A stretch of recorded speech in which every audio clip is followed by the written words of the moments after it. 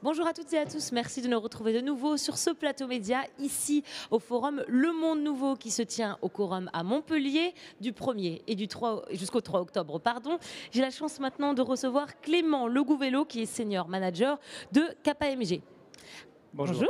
Alors KPMG, c'est un cabinet d'audit financier, l'un des plus grands en France, aussi dans le monde. Vous faites partie du Big Four. Le Big Four, ça réunit les plus grandes entreprises d'audit. Alors déjà, est-ce que vous pouvez nous parler en fait de cette initiative qui a été montée par votre PDG, Marie Guillemot, le KPMG for Good. Pourquoi déjà cette initiative et cette démarche ? Oui, merci. Du coup, pour vous donner un petit peu plus d'informations, donc Marie Guillemot est arrivée au mois de mai à la direction de KPMG France, qui représente à peu près 10 000 employés, avec un petit peu cette affinité sur les sujets RSE qu'elle porte en elle et qu'elle essaye d'insuffler au sein des équipes en France à travers le programme KPMG for Good. KPMG for Good, c'est deux grands volets. Vous avez un volet interne, donc avec le développement d'une stratégie RSE qui va couvrir les aspects sociaux, environnementaux, gouvernance. Également, du coup, vous avez KPMG Impact qui a vocation du coup à transformer nos clients historiques comme clients de demain avec les métiers historiques que nous aidons à intégrer le monde de demain.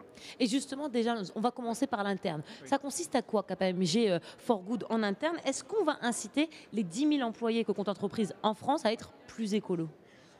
Alors, je vous remercie de poser la question. Donc aujourd'hui, KPMG for Good en interne chez KPMG France, il y a un volet planète sur lequel je reviendrai. Vous avez également un volet people. Vous avez un volet sensibilisation qui est important. Donc à la fin de ce mois d'octobre, vous aurez une journée dédiée à la collecte des déchets pour tout l'ensemble des collaborateurs en France, donc 10 000 employés. Donc c'est une vocation de KPMG France de vouloir dédier du temps et des ressources humaines pour cette sensibilisation à une grande échelle sur cette journée-là.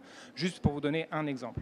Sur le volet planète, par exemple, on est aujourd'hui, donc KPMG for Good en France s'est engagé sur une neutralité carbone en 2030, sur une réduction des émissions également à 2030. De vos entreprises ? Non, là on est toujours sur l'interne, sur ce qu'on appelle la stratégie RSE de l'entreprise KPMG for Good pour KPMG France. Donc vous avez ces volets planète, sur la partie planète, vous avez ces ambitions-là et un volet sensibilisation sur les enjeux planète qui sera mis en place pour sensibiliser l'ensemble des collaborateurs dans un horizon proche. Et comment vous voulez baisser ces émissions à effet de serre justement ? Alors vous avez, sur ce volet planète, vous avez différents moyens classiques quand on est un cabinet de conseil sur ces prestations-là. Vous avez les émissions les plus fortes en général sont sur la partie des déplacements, domicile-travail, la partie des déplacements professionnels, sur également les achats de biens. Du covoiturage par exemple ? Les achats de biens et services. Donc on est en train aujourd'hui, je vous dis qu'on est sur une phase d'élaboration ensemble avec du plan. Mais oui, définir une politique de déplacement par exemple en interne, instaurer la politique de mobilité durable, transformer un petit peu le parc automobile de vos bureaux principaux. Vous avez changé de fournisseur d'électricité. Enfin, vous avez différents leviers d'action qui vont permettre de réduire vos émissions sur certains scopes, comme on les appelle. Et aussi à KPMG, c'est le télétravail. Vous avez également, KPMG a également institué le télétravail auprès des collaborateurs pour permettre d'avoir un certain nombre de jours au libre choix de pouvoir, donc qui aura évidemment un impact sur les déplacements domicile-travail et donc une réduction des émissions associées. Cette politique, ce cap, est-ce qu'il est assez nouveau? Ça fait combien de temps qu'à KPMG, on a fait KPMG for Good, pardon?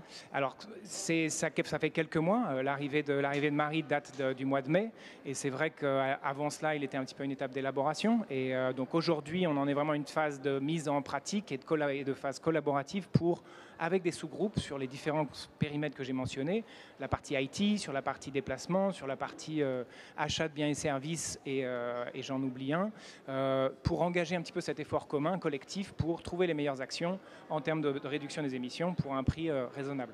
C'est quelque chose de nouveau. Comment ceci est accueilli par justement les employés de KPMG? Est-ce qu'ils sont prêts à faire ces efforts? Alors, les premiers retours sont positifs. Non seulement ils sont positifs, mais on sent qu'il y a une appétence pour pouvoir travailler sur ces sujets-là. Et je pense que l'effort de sensibilisation qui sera mené, l'idée c'est de pouvoir embarquer plus de monde sur ces sujets-là, de faire que ces objectifs soient un peu détenus également par les collaborateurs et pas une vision uniquement du haut vers le bas, pour que au niveau des régions, au niveau territorial, chacun puisse porter un petit peu ces objectifs-là. On le sait, il y a aussi le volet économique, hein, c'est le nerf de la guerre. Oui. Est-ce que vous, ça vous coûte de l'argent de faire ces initiatives auprès de vos employés? Est-ce que c'est plus cher? Alors, oui, il y a un coût parfois, mais quand vous instituez le télétravail, le coût, il est juste de définir une politique peut-être interne.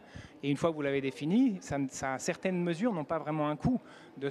Donc celle-ci, par exemple, aura des conséquences fortes en termes d'émissions et finalement demandera des ressources humaines pour définir un peu cette politique. Et puis, ce sera presque tout. Après, il faudra la porter évidemment aux différents échelons, mais ce n'est pas toujours très cher. Cette initiative que vous faites, est-ce que vous l'accompagnez? Est-ce qu'il y a une forme de pédagogie? Est-ce qu'on va, je sais pas, peut-être que vous faites des mails aux salariés? Est-ce qu'on va leur expliquer pourquoi on fait ça? Oui, ce sera dans le cadre de la sensibilisation qui sera proposée.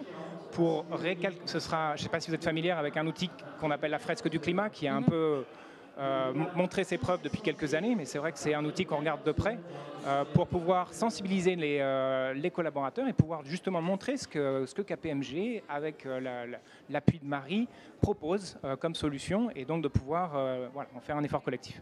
De KPMG For Good découle KPMG Impact. Alors là, pour l'instant, et pour les clients, qu'est-ce que c'est KPMG Impact? Qu'est-ce qu'on propose aux clients?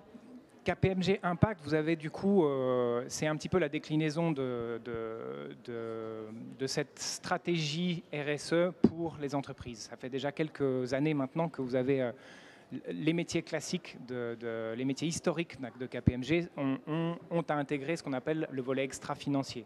Donc vous avez un volet réglementaire, une obligation de publier votre performance extra-financière pour certaines entreprises au-delà d'un certain seuil de chiffre d'affaires et d'employés. Du coup, aujourd'hui, on voit que cette partie extra-financière prend une place de plus en plus importante. Vous avez un certain nombre de normes qui existent, qui sont définies dans le cadre du Green Deal européen, qui ont une transposition à l'échelle de la France et qui impactent de plus en plus les business de nos clients. Donc nous, on propose, via ce KPMG Impact, un accompagnement sur un certain nombre de volets, comme peut l'être la partie taxonomie, sur la CSRD qui est à venir pour 2023 et 2026, qui sont ni plus ni moins qu'un effort pour essayer d'avoir des données communes sur l'extra-financier, comparables d'un pays à un autre, pour participer à l'effort où le Green Deal européen cherche à nous emmener, qui est d'atteindre les 55% de réduction en 2030 et la neutralité en 2050. Concrètement, vous aidez vos clients à respecter tout simplement leur RSE, mais comment vous le faites? Alors, j'ai mentionné qu'un seul des volets de KPMG Impact, ça c'est le volet, je dirais, de conformité au devoir de vigilance, par exemple, au rapport extra-financier que peut être un document d'enregistrement universel. Donc aujourd'hui, on accompagne une centaine d'entreprises et ça a vocation à grandir sur comment être conforme à cette réglementation qui change constamment. Vous avez également d'autres volets qui sont dans un cadre un peu plus volontaire sur, par exemple, des démarches de conseil sur les achats responsables. Accompagner des clients dans comment, une fois que vous avez votre client qui a lui-même fait son effort de mesure d'empreinte carbone et qui cherche à embarquer ses fournisseurs, par exemple, comment vous allez remonter la chaîne de valeur pour que ces efforts, ces objectifs de réduction puissent participer et impliquer également les fournisseurs. Exemple des achats responsables. Nous avons également aussi la partie climat, où là, l'offre que l'on monte en ce moment recoupe un petit peu la mesure de l'empreinte carbone, définir une trajectoire de réduction pour vraiment participer à un alignement sur une trajectoire à 1,5 degré par exemple. Le reporting climat, toujours dans cette idée que même s'il est volontaire aujourd'hui, on parle de TCFD, on parle de CDP, ces rapports-là incluent de plus en plus de monde, influent de plus en plus la réglementation, celle qui est obligatoire. Et du coup, nous sommes présents aussi sur cette partie-là. Est-ce que parfois, justement, le souci, c'est que vos clients, sont perdus avec toutes ces mesures à faire et vous les conseillez? Oui, il y a un grand volet de ce qu'on propose, c'est vraiment de cette veille réglementaire. Vous avez un métier historique d'un KPMG qui est de toujours évaluer la conformité réglementaire de nos clients sur la partie audit et dans la partie expertise comptable, donc où on aide à préparer un petit peu certains documents comptables. Mais du coup, le tampon de KPMG certifie de la qualité des informations qui sont reportées. De la même façon sur l'extra-financier. Donc oui, il y a une vocation de transformer les clients et nous d'être un petit peu demain, quand vous aurez un investisseur qui va vous demander de vérifier, avant d'investir dans son entreprise, de vérifier la qualité des informations carbone qui sont proposées. C'est typiquement là où un KPMG a son rôle à jouer pour pouvoir tamponner et pouvoir certifier ces données qui restent aujourd'hui difficilement comparables, difficilement harmonisés d'un pays à un autre, d'une entreprise à un autre. Donc il y a pour moi une vraie évolution dans le monde de demain pour harmoniser ces données-là et pouvoir en faire des données comparables. Et les auditeurs ont un rôle important à jouer là-dessus. Et en termes de climat, justement, est-ce que vous allez les aider à calculer leurs émissions à effet de serre? Est-ce que vous leur proposez un bilan carbone à vos entreprises et vos clients?